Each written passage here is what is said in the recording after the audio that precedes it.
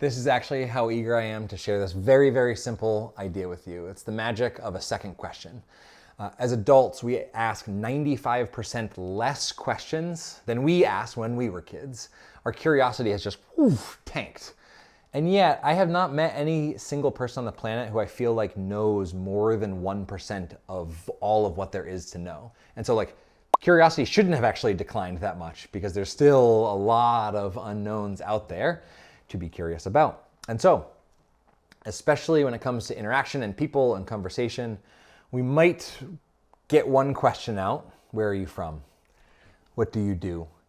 But oftentimes, as soon as that one question is uttered, we start the sentences that end in period ping pong battle. And we just go sentence, sentence, sentence, sentence, sentence. And just by doubling your question count from 1 to 2, asking your initial question and listening solely with the purpose to ask a follow-up question rooted in your curiosity will make your conversations a whole giant heap better. There you go, magic of a second question. Just a small little nugget to make your connections at home and at work just a little bit easier and a whole lot better. If you want way more cool stuff, you should check links in the description and find out more. Have an awesome day.